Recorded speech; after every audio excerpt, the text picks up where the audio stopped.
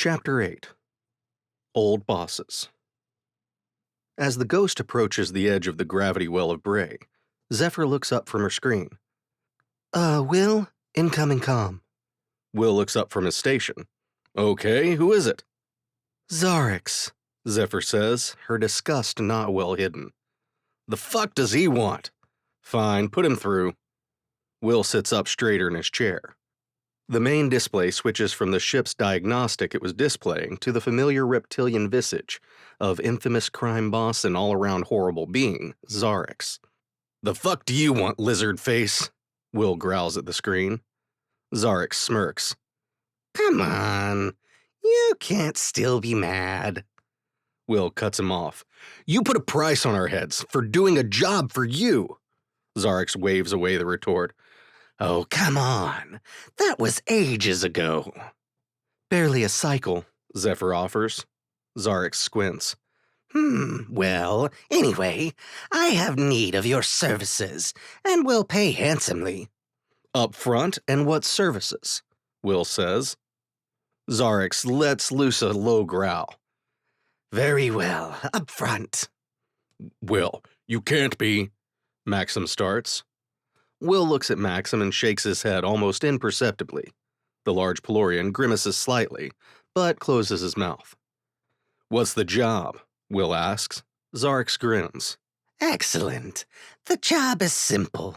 I've been hired to put together a protection detail for a salvage operation. I had almost moved on to another contractor, by the way. Will rolls his hand in a go-on motion. And, he says, as Bennie walks in, sandwich in one hand, water bottle in the other. And nothing. You and your crew have exhibited a propensity for staying alive, even against incredible odds, and protecting others while you do it. Don't think I haven't been following your exploits. Xarrix tilts his head. You're a little hard to ignore. Because we're awesome, Bennie chimes in, balancing the water bottle precariously on the edge of his station. Will mouths, well done, then turns back to Xarrix. Okay, so what are we protecting? What are you salvaging? I'll provide the details and payment when you arrive at Fury. I hate Fury, Zephyr grumbles, barely underneath her breath. The crime boss glances at her. Yes, well, this has been fun. I have so missed conversing with you, Will. I'm transferring details now. See you soon. He raises a scaled hand and wiggles his fingers. When the screen goes dark, Will turns to Maxim. Sorry, buddy. I wasn't trying to be rude. I wanted to hear him out. He turns to the others. So, what do you think? Xarrix can grow like himself, Maxim says. How much money? Bennie asks. Zephyr squints at Bennie, tutting. Well, I am a little curious about the money, too. She glances at Maxim, who's glaring at her. What? Now that we're not peacekeepers, I've realized how much stuff costs. Will nods to Zephyr. Take a look. She turns to her console, accessing the file that Xarrix has transmitted. She lets out a low whistle. Wow. Bennie leans forward in his chair. What? How much? Come on! Zephyr turns to the others. A lot. Almost 1 million credits. That's a drinload of money, Maxim admits. We could fill the hold and swim around in that many credits, Bennie says, rubbing his little green hands together. Okay, chill out, Scrooge McDuck. There will be no swimming around in our money. For one thing, I don't think it'd work. For another, that's disgusting. I don't want to touch a single credit that's been anywhere near your nethers. Scrooge McWhat? Nethers? Bennie looks at Zephyr, who shakes her head, then at Maxim, who does the same. Will waves his hand. Not important. Zephyr, get us cleared for departure if you wouldn't mind. Tilting his head toward the ceiling, he says, Gabe, we're thinking of taking a job for Xarrix. Pay is kind of ridiculous in a good way. You okay with that? I have no issue with that, the ceiling replies in Gabe's voice. Oh, and we are ready to take off at your discretion. I've completed the diagnostic I was running on the main reactor. You were running a diagnostic? I left a message for you in your inbox. Will looks around the bridge. Zephyr is resting her face in her hands. Maxim is shaking his head slowly, and Bennie is snickering. Oh, yeah, well, sure. Thanks, bud, Will says, scooting around in his chair to get comfortable. Everyone ready? Zephyr turns. We're cleared for departure. Will grabs the flight controls and slides the power control forward for the repulsor lifts. Atmospheric engine ignition and 15 microtox. Same old fury. Sorta. Do you think we'll be able to scrounge up more XPX 1900s? Maxim wonders aloud, looking at the Planet Fury on the main screen. I wouldn't be surprised. If you could find them on Troll Prime, you'll probably find more current models here on Fury, Will says. Bennie turns in his chair. I hope I can get my hands on some new multiplexers. First, we find out what the job is. No spending credits we don't have yet. Will looks right at Bennie. The Braylac hacker sighs. Fine. Where are we landing anyway? On the main display, the planet has grown. Cities and spaceports are now visible. Will nods toward the screen. Polto. Never heard of it, Maxim says. Because it sucks, Bennie says. There's nothing good at Polto Spaceport. Why is Xarrix meeting us there? There isn't even a night market. Will shrugs. He didn't say. What's so bad about it? The ship shudders as it enters the atmosphere. Will grips the flight controls, adjusting the ship's course before glancing at Bennie. I mean, all of Fury is kind of a shithole. I've been to a few of the bigger cities over the years doing drop-offs or pickups. Polto's new to me. Bennie makes a face. You ain't seen nothing. Polto is one of the older cities. You know, from when the world was being settled. Fury wasn't always the mostly lawless hellscape it is now. From what I understand, the original settlers were a religious group escaping persecution. Persecution from what? Maxim wonders. Bennie shrugs, either not knowing the answer or not caring about the answer. I had no idea, Zephyr says, turning to listen more intently to Bennie. How long did you live on Fury? Bennie scratches his chin.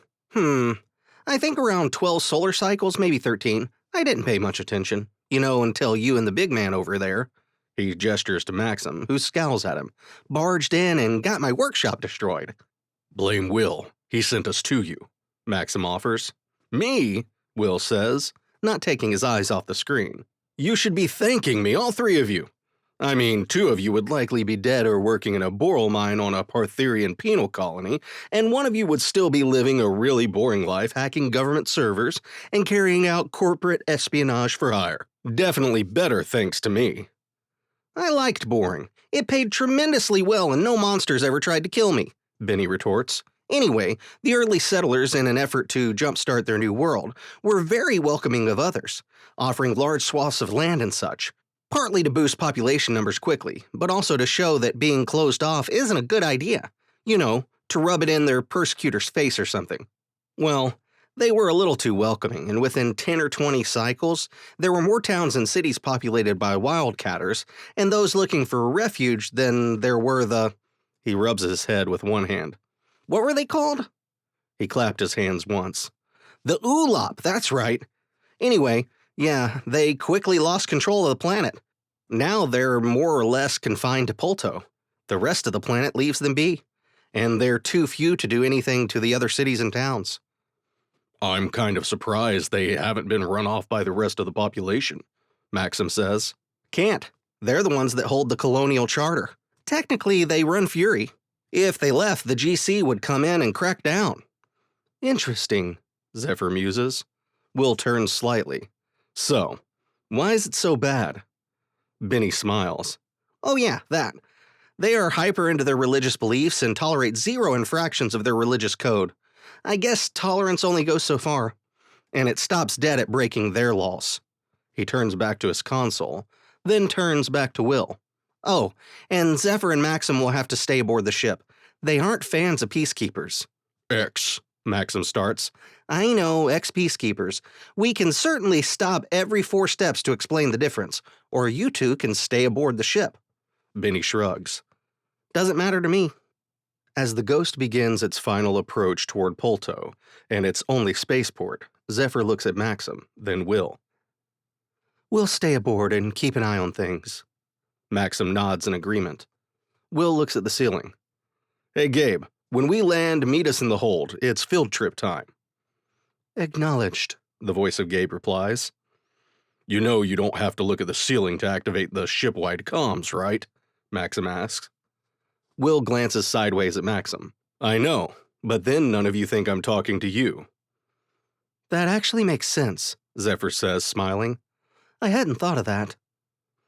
You're going to give him a big head, Bennie says, hopping down out of his chair and walking toward the bridge hatch. I'll be in the hold. Don't crash. Asshole, Will mutters, bringing the ship down into the large 2-kilometer-wide bowl of a spaceport. Moments later, the Ghost sets down on its designated landing pad.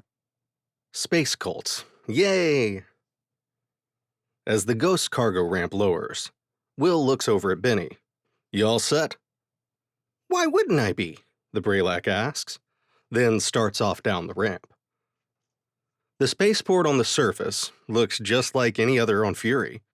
Kind of dingy, only maintained just enough to keep from being condemned, overcrowded with ships, both working and not, with aliens of all types milling around. Bennie, is there a market outside this spaceport? I did not see one when reviewing the sensor data, Gabe says, joining the hacker on the Duracrete surface of the spaceport. Bennie wiggles one hand in the universal so-so gesture. As Will joins them, the cargo ramp raises. Over the comms, Zephyr says, Good luck. Don't let Xarrix swindle us. Will tuts. Come on, son, he says in a deeper voice than his normal one. Bennie looks up at him. What's that supposed to be? Never mind, come on. Will starts off toward the exit of the spaceport.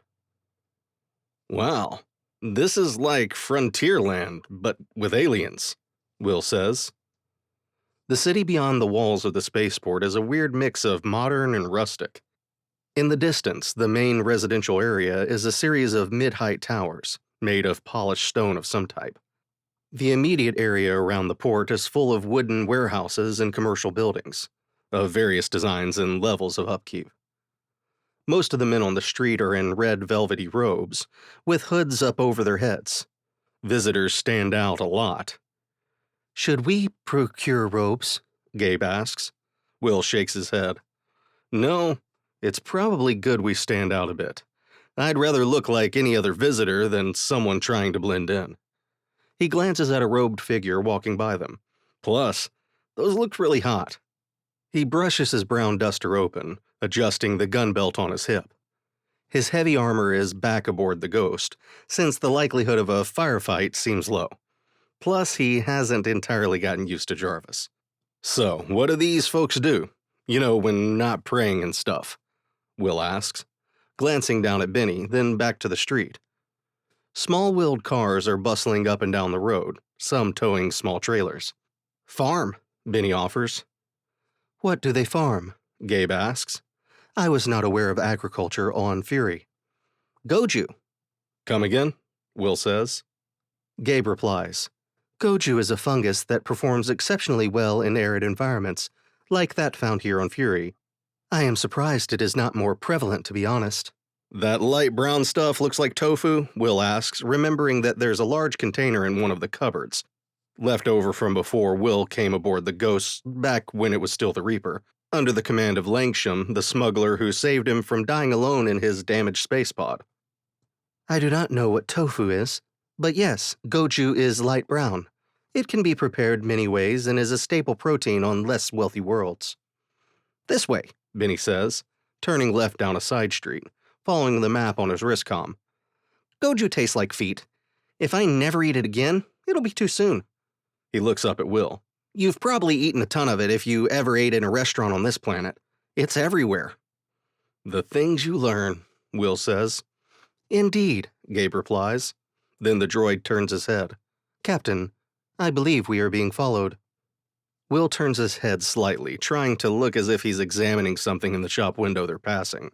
Smooth, Bennie says, his voice dripping with sarcasm. Shut it, Will mumbles, then takes a quick glance behind them. Without moving his mouth too much, he says, I couldn't see anything. 4 beings, approximately 100 meters behind us. Well, that's some distance, Will says, then looks up at Gabe, a full head and a half taller than him. Guess it wouldn't be that hard to keep tabs on us, Beanpole. Bennie cranes his neck. Yeah, you kind of stand out, Gabe. Gabe is silent for a minute as they continue down the street, then says, I believe I can remedy that. With some whirs and clicks, Gabe begins shrinking with each step, until he's the same height as Will. We should take a slight detour before our pursuers reacquire us in their sights. He takes a right down a narrow alleyway. Will and Bennie hurry to keep up. Man, you're just full of all kinds of tricks, Will pants. Those, what did you call them, originals? Must have been all kinds of fun at parties back in Super Robot Intelligence Land. Gabe studies his friend. Nothing in the data I had access to indicates that the originals engaged in partying. All indications point to them being a ruling class of cybernetic intelligence. I suspect they took their role quite seriously. Bennie chuckles, but continues walking. Come on, we're almost there. What is that phrase Will uses? Penny for your thoughts, Maxim says, sitting at the kitchenette table across from Zephyr, who's been sitting there silently for several syntax now, slowly spinning her glass of water. Has he ever said what a penny is? They must be tremendously valuable to be offered in exchange for one's thoughts, Zephyr replies. Maxim shakes his head no. I was thinking about what we talked about back on Bray. I mean, here we are working for Xarrix again, when it didn't end so well last time. To be fair, in a way it did. End well, that is. I mean, we rescued Gabe, cleared our names, saved the Harith system from being forced to join the GC, and exposed a massive conspiracy within the GC and Peacekeepers. The big man shrugs. That's not nothing. Zephyr nods. You're right, on the larger scale, we did a tremendous amount of good. On the smaller scale, we nearly died, more than once.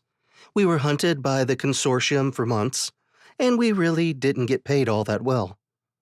Zephyr takes the glass from his companion, drinks the last bit of it, and gets up to put the empty glass in the cleaning unit. I never thought I'd worry so much about money.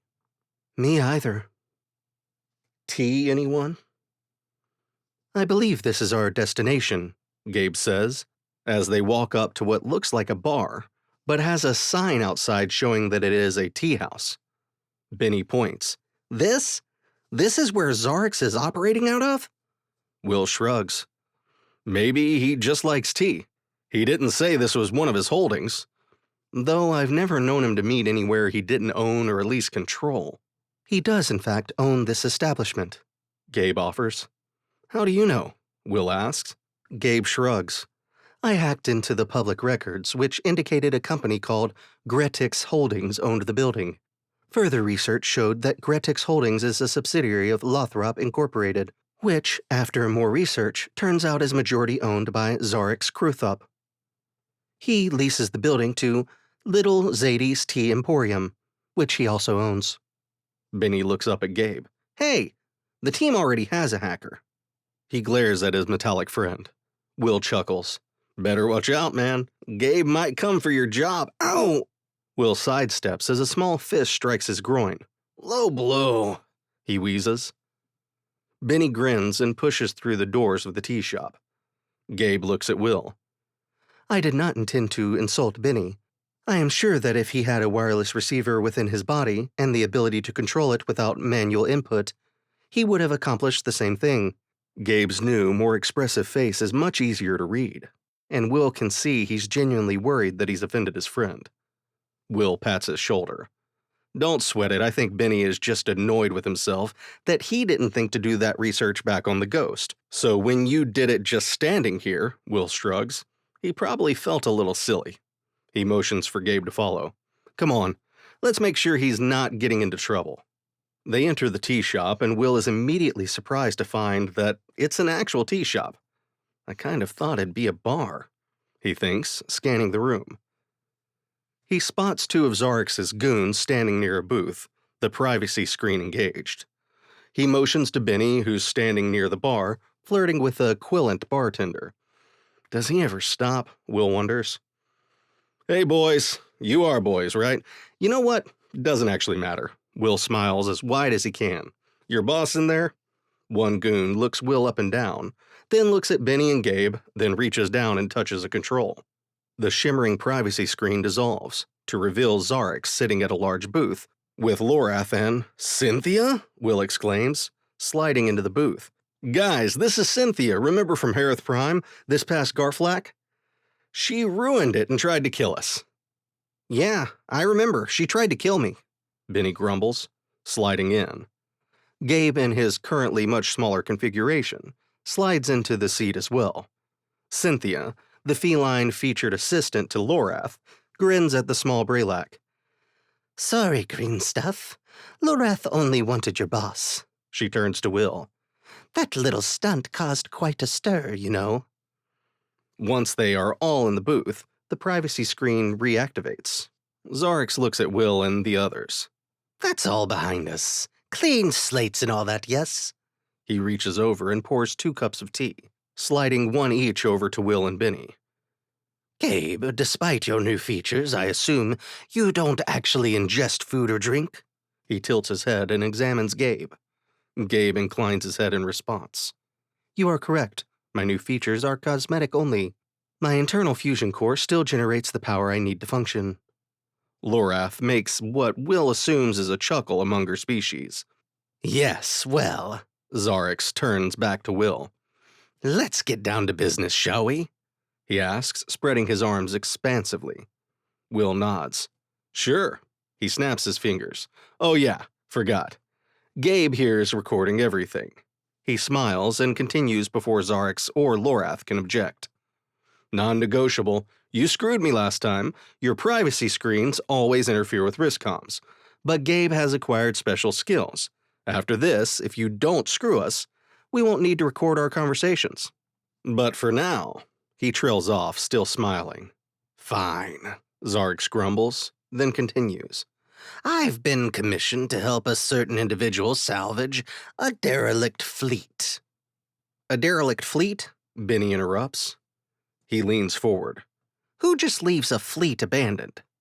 Xarrix raises one hand and makes a pinching motion, cutting Bennie off. As I was saying, he shoots a glare that would melt stone at Bennie. This fleet is apparently a collection of rather massive cargo vessels, old, but still quite useful to my client. What type of vessels? Gabe asks. I don't know and don't care, Xarrix replies. The client wants these ships. She doesn't have the means to acquire them herself, and has hired me to facilitate. He spreads his hands. I have hired several teams of salvagers, but prefer to hedge my bets.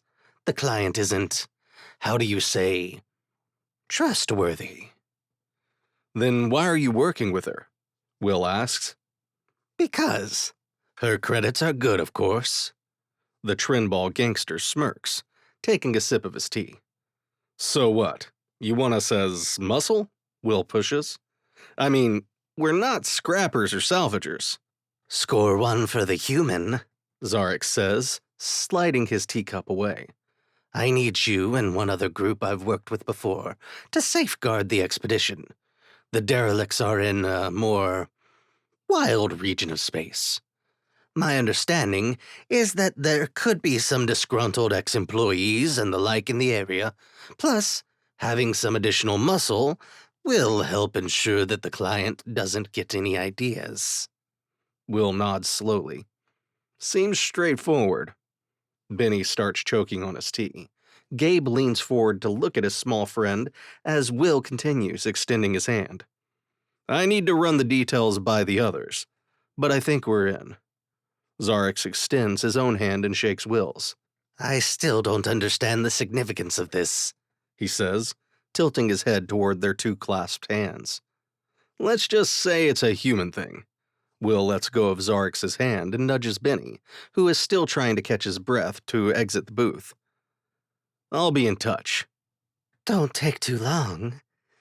The expedition departs in 30 talks, Lorath offers, leering at Will as he slides out of the booth. Was great to see you too, Lorath. And you, Cynthia. Always an absolute pleasure. Will smiles and shoves Bennie to hop out of the booth.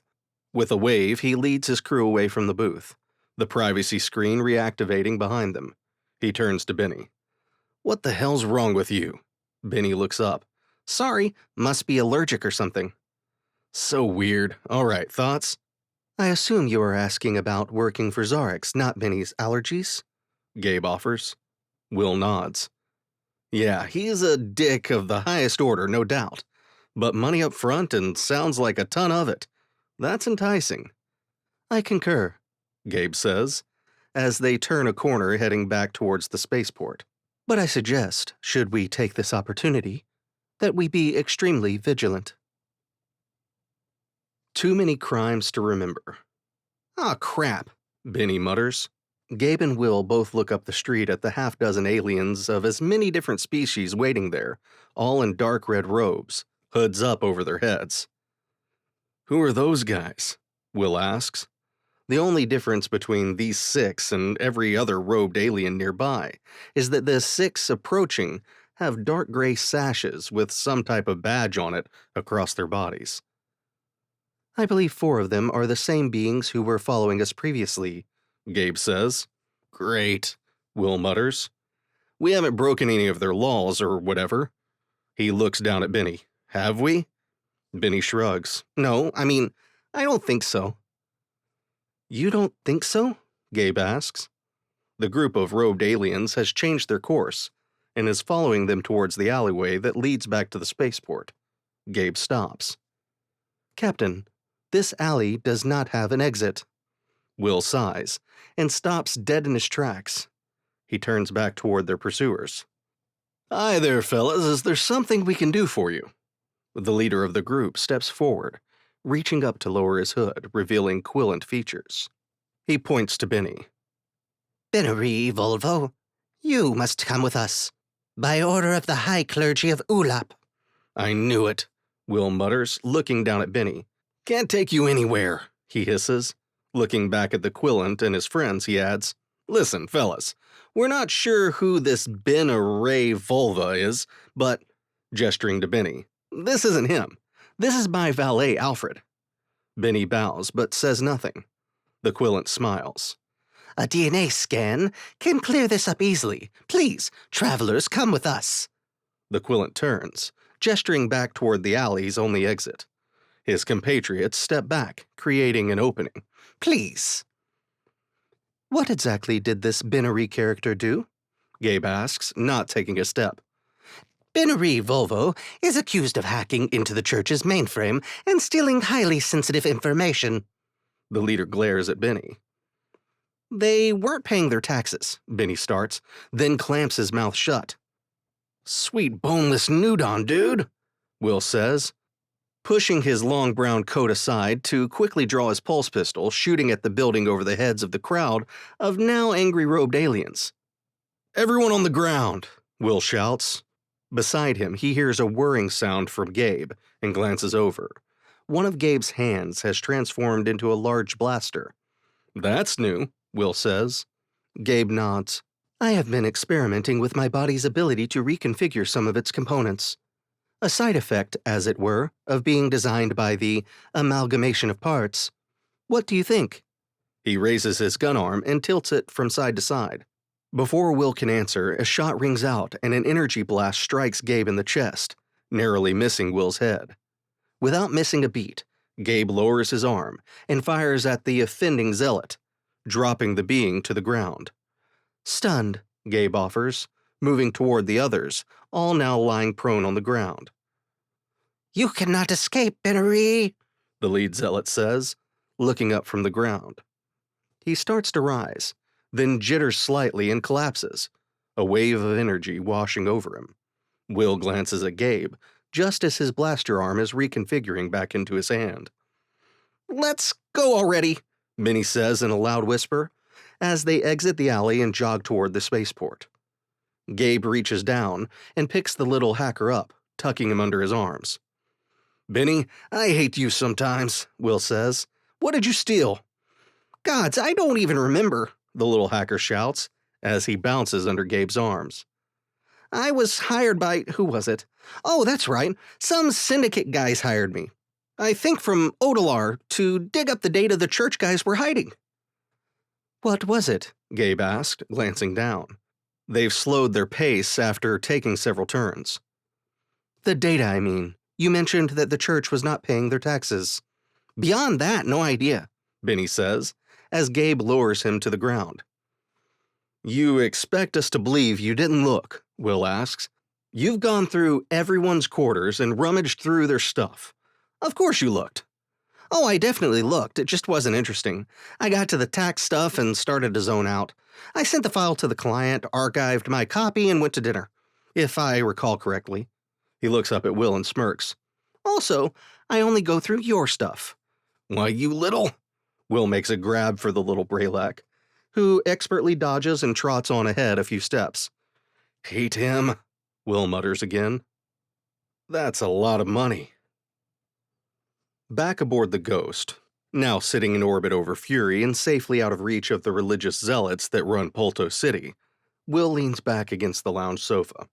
So, we all good with this? He looks around. Zephyr and Maxim are sitting together at the small kitchenette table. Gabe is standing near the hatch leading toward engineering, and Bennie is sitting in a chair facing the sofa. Bennie raises his hand. I say we do it. It sounds straightforward and the money is good. Correction. The money is great. Nothing is ever straightforward where Xarrix is concerned, Zephyr offers, looking at Bennie. You should know that. Well, sure, Bennie replies. But the money is outstanding. While I have no strong opinion one way or the other, I will say that our current financial situation is at least not so dire as to make taking this opportunity a must, Gabe offers. However, Bennie is correct in his assessment of the sum. Will nods once. Gabe's right. Money-wise, we can pass on this job and be okay. Bennie's folks paid a hefty reward for rescuing Linlu. He looks at Bennie. Maybe someone will kidnap her again. Bennie sticks his tongue out in reply. You mean BB's parents? Maxim asks, not even a hint of a smile on his face. Bennie raises both fists and slams them together as he raises his arms. Then, for good measure, sticks his tongue out again. Will just stares for a moment. What the hell was that? Friends, Bennie says, smiling. Ross Geller, I like him. Will chuckles. I was always partial to Chandler. Anyway, sounds like there aren't any strong nays, am I wrong? He looks around the room at each member of his crew in turn. Each shakes their head. Okay then. He tilts his head upward. Computer, open a channel to Xarrix. Working, the ship replies. After a moment, the telltale soft beep announces that they're connected. You've made a decision? The crime lord asks. We have. We'll take the job. You know the deal, pay up front. That's excellent news. My representative will bring the payment on a transfer stick when they come aboard. I'm sorry, what now? Who's coming aboard? For what reason? Will asks, glancing at Maxim and Zephyr, who have visibly tensed. You didn't expect me to pay you all that money up front, with no way to ensure you didn't go back on your word. You son of a... Will starts. Xarrix makes a hissing sound, silencing Will. Do not forget it was you who broke the deal between us first, by trying to keep the droid. His name is... Will starts again. I don't care, Xarrix continues, cutting off Will. My representative will be aboard your ship for the duration of the operation to ensure you do not cross me. He pauses, then adds with a smile in his voice.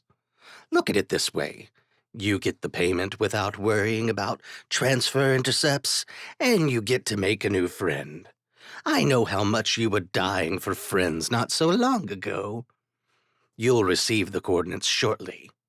Before anyone can say anything else, the soft beep of the comm system lets them know Xarrix has terminated the call. Asshole, Maxim mutters, then looks at Will.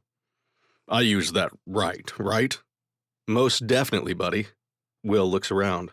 Okay, let's hang here and prep the ship for our visitor. Bennie and Z, go get one of the guest berths ready. Maxim, run a diagnostic on the weapons systems. Let's make sure we're solid there. He looks at Gabe. Everything good down in Gabetown? Gabe tilts his head. By Gabetown, do you mean engineering? Yes, everything is operational and within acceptable tolerance ranges. We are, as you say, good to go. He smiles, then turns serious. Captain, we should be cautious on this mission. It is one thing to work with Xarrix again, but to have one of his operatives aboard poses a significant risk to the ship and crew. Will places a hand on the shiny metallic shoulder. No argument there, my friend. We'll be careful. Can you configure the terminal to capture everything that goes on in here? Zephyr asks Bennie, as they enter the guest berth to be assigned to Xarrix's representative. I suspect knowing what goes on in here may be of value at some point. Bennie gives the Pelorian woman a sly look. Sure I can. You're not worried that's a little, invasive? Zephyr shakes her head. Whomever this person is, they're not our friend or our ally. They're here to make sure we do the job Xarrix has paid for, and to spy on us. She looks around the room. They will likely try to kill us at the first reasonable opportunity. Bennie shudders. You think it's Lorath? He asks, taking a seat at the terminal built into the small desk in the corner of the room. I mean, who else would he trust to watch over us? Could be. She is Xarx's right hand. It would make sense to put her with the crew he trusts the least. Zephyr moves to the small dresser and opens each drawer, making sure the previous occupant has not left anything behind. She picks up a small bundle of data cards. I suppose it depends on who the other crew he's hired as protection is. Over the ship's address system, Will's voice announces, We're about to dock with Xarx's ship. Maxim and Zephyr, meet me at the port airlock. Zephyr glances at Bennie. Looks like we're about to find out the answer to that. Hurry up in here, she adds, as she stalks out of the room. Any communication with the ship? Zephyr asks, joining Maxim and Will outside the airlock. Will shakes his head. Nope, just got the coordinates, then this shuttle arrived. He looks at his wristcom. They're docked. He reaches over to the control panel and presses a button, opening the outer doors. A single space-suited figure walks in and presses a control on the inside of the airlock, closing the outer doors. Will presses another control, and after a brief moment allowing the airlock to fill with breathable atmosphere, the inner doors open. Welcome aboard the Ghost, Will says as the figure steps into the ship, dropping a duffel bag to the ground. The new arrival reaches up and twists the helmet, releasing the seals, then lifts it up off its head. Thank you, Captain. It's a pleasure to be aboard. Cynthia, Zephyr growls.